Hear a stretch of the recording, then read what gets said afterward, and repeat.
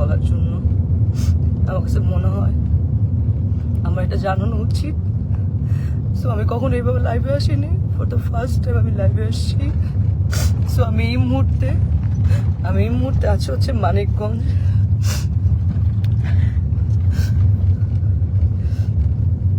আমি এই মুহূর্তে আছি মানিকগঞ্জ ডিরেক্টর রাফাত মজুমদার রিঙ্কু ভাইয়ের একটা কাজে আসছি ফিকশনে। এখানে আমার সাথে আছে তানজিন তিশা, সুতিজামান সেলিম ভাইয়া, মোমেন আন্টি এবং অ্যাক্টর মিরাপি। তো আমি জানি না আসলে, গতকালকে আমার প্রথম সিন এবং গতকালকে আমি মানিকগঞ্জ আসি।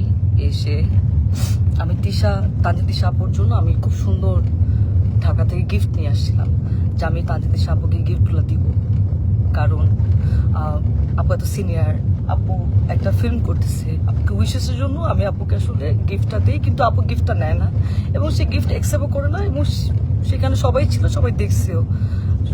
তো আমি কিছু বলি না যে উনি হয়তো গিফট নেয় নাই, ঠিক আছে মেনে নিচ্ছি।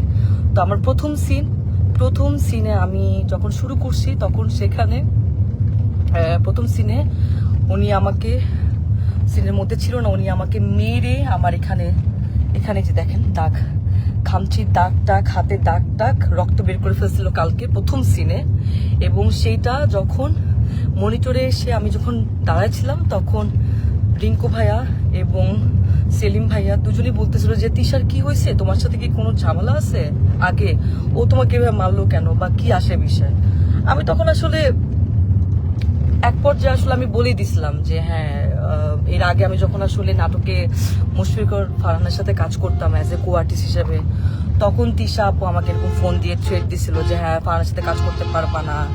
আমাকে না, আরো অনেককে আসলে এরকম উনি ফোন দিয়ে থ্রেট দিছিল, যে কেয়া পায়েল, তারপর আরো অনেককে এরকম ফোন দিয়ে উনি থ্রেট দিছে যে কাজ করা যাবে না। তো আমি তখন বলছিলাম ওই সময়টা যে আপু কেন আমি কাজ করব না, আমি তো আর্টিস্ট, আমি তো সবার সাথেই কাজ করব, ফারহান ভাইয়ের সাথে কাজ করব, জোবান ভাইয়ের সাথে কাজ করব, সবার সাথে। ফারহান ভাইয়ের সাথে কেন কাজ করব না, কি সমস্যা কি? তখন আমি বলছি হ্যাঁ আমার ফারহান আমার জামাই হয়। আমি তখন আর কিছু বলি না, আচ্ছা ঠিক আছে মনে হয় পার্সোনাল ওনাদের ব্যাপার হয়তো।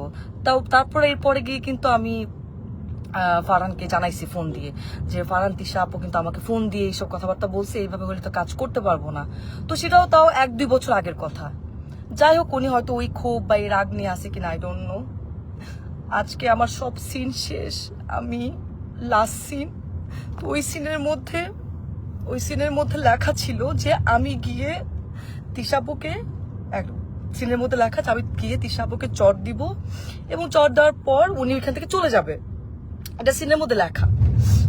তো আমি টেকনিক্যালি, আমরা তো টেকনিক্যালি কিন্তু আসলে আর্টিস্টকে আমরা যদি কেউ কাউকে মারে বা আঘাত করে আমরা কিন্তু খুব সফটলি টেকনিক্যালি সেটা করি।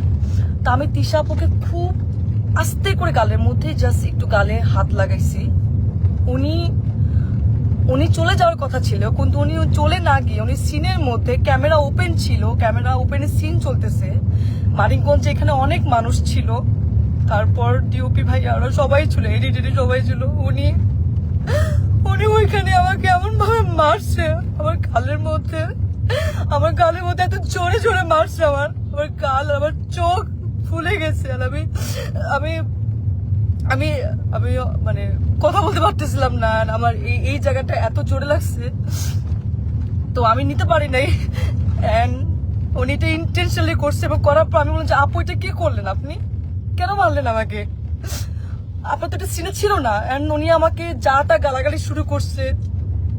উনি জানি না আসলে উনি কিছু খাইছে কিনা, কারণ উনি গতকালকেও খুব উইয়ার্ড আচরণ করছে। গতকালকে উনি এরকম 40 মিনিট 50 মিনিট এরকম বাথরুমের মধ্যে আটকা থাকতো, কি খায় না খায় আমরা জানি না, ওনার গায়ে থেকে গন্ধ আসে, এন্ড কেমন যেন পাগলের মতো অ্যাটিটিউড করতেছে। এখন উনি কি নেশা করছে কি নেশা করে না সেটাও আমি জানি না, কিন্তু কেমন যেন পাগলামির মতো আচরণ করছে, এন্ড এটা সবাই দেখতেছে।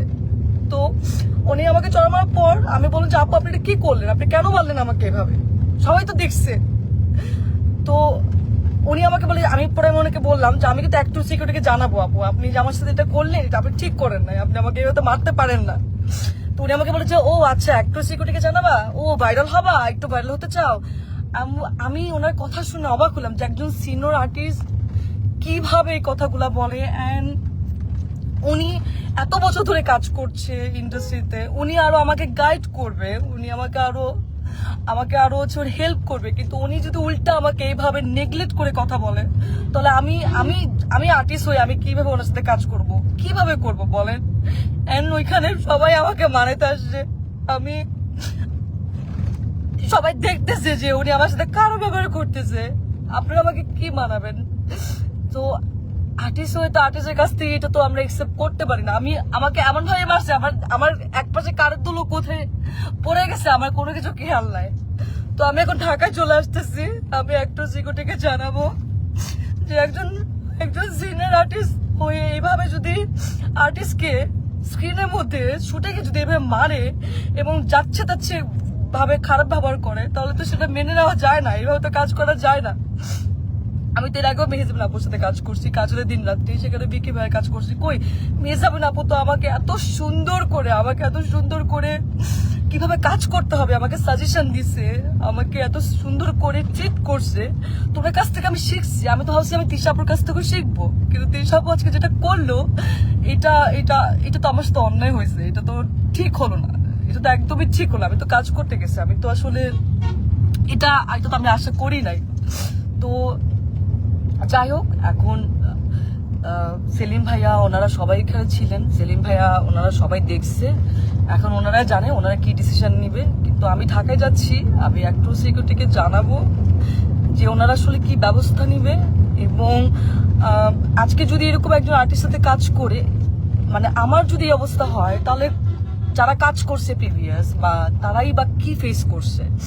তো আমি তো সবসময় আশা করি যে আমি যারা সিনিয়র, যারা মেহজাবিন আপু বা যাদের সাথে কাজ করব, কখনো সামনে যখন কাজ করব, তাদের কাছ থেকে আমি শিখবো। কিন্তু তানজিন তিশা আজকে উনি যেটা করলো আমার সাথে, আমি এত নাইসলি ওনাকে গিফট দেওয়ার চেষ্টা করলাম, সেটাও তো নিল না, উল্টা আমাকে মারলো শুটিং সেটে। এটা কি ঠিক করলো? আপনি তো সিনেমা করছেন না, তানজিন তিশা তো সিনেমা করছে, তো একজন সিনেমা আর্টিস্ট, তার তো মনটা অনেক বড় হওয়ার কথা ছিল, সে তো আর আমাদেরকে শিখাবে, গাইড করবে, কিন্তু সে সবার সামনে আমাকে এভাবে মারলো।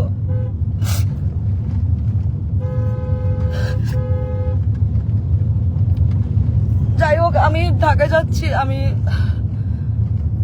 আমি একটু সিকিউরিটি ওনাদেরকে জানাবো, দেখি ওনারা কি ব্যবস্থা নেয়।